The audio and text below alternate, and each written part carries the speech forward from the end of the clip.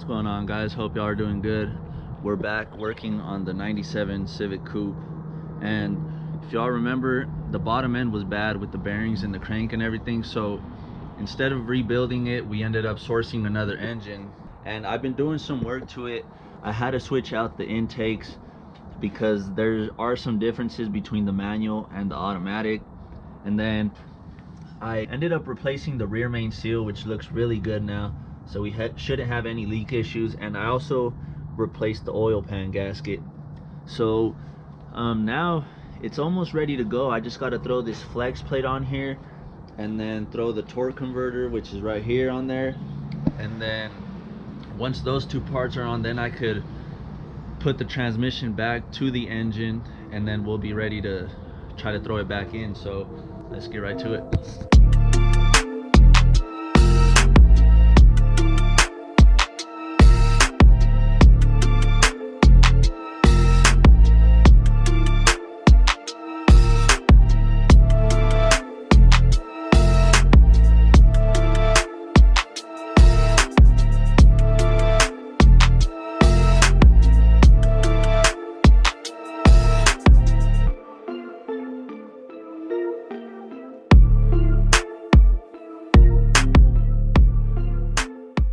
Alright guys, we got this thing all put back together. The transmission's bolted up to the engine, and now all I got to do before we're able to throw it back in the bay is put the engine harness back on it. And honestly, the hardest part about today is trying to get the engine back into the bay, because after that everything's just hooking everything back up, putting the axles back in it, and then yeah, from there it should be easy.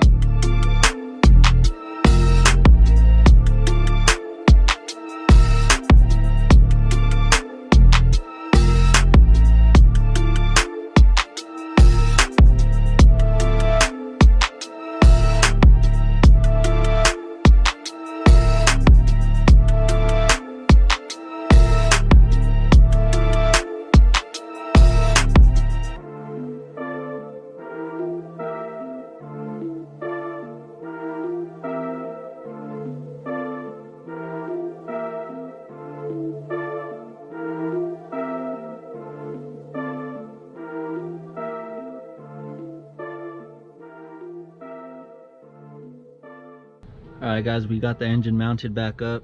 We only got it on these two side mounts, but that should be good for now. I still got to do the rear one and then the two front side ones. But from here on out, it should be pretty much the easy stuff left. Just put all the wiring back where it goes, put the axles back in, and then fire it up, and we'll see how it runs. Everything is finally put back together. I got all the wiring situated, so it's ready to go. I also got the axles in. I just got to put the wheels on. And then after that, I gotta go to the store and just buy the oil, coolant, some power steering, stuff like that. But as far as the work, it's all ready to go.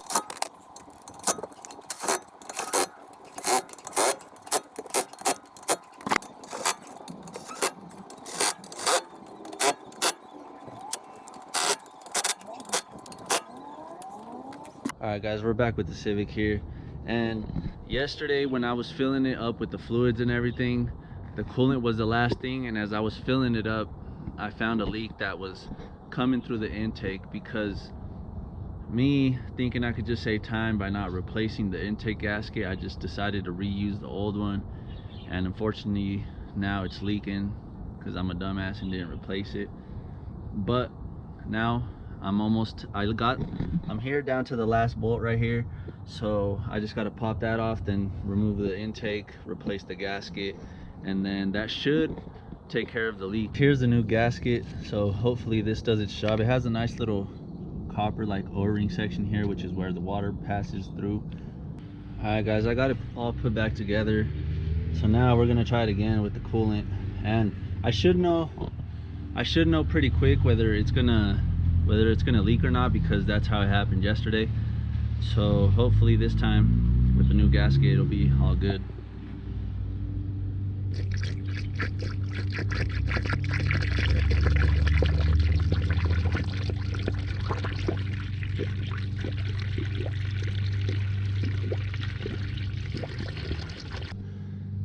Thank goodness now there's no leaks. I'm gonna wait a little bit to let it settle in and do what it's got to do before I go and start it, just to make sure that it's not leaking. But like I said yesterday, I found out right away whether I had the leak or not, so yeah, it seems good. All right guys, everything's ready to go. I got the coolant. As you can see, it's not leaking no more, so that's a really good sign. Now it's the moment of truth. I always get nervous, but we're gonna go ahead and see if it starts.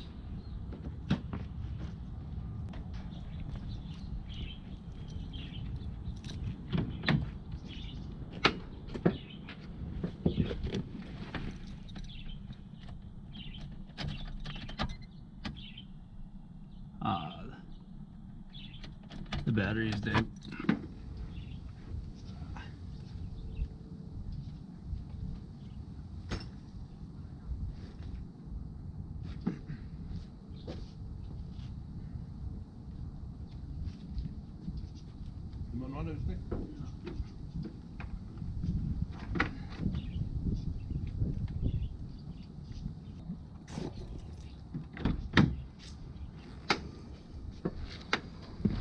Alright, so now it should work because I switched over the batteries.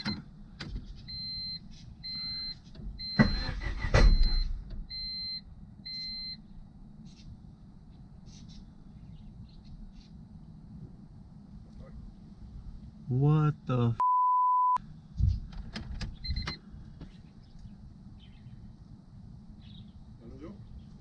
Pues ya no le trato, ya no le.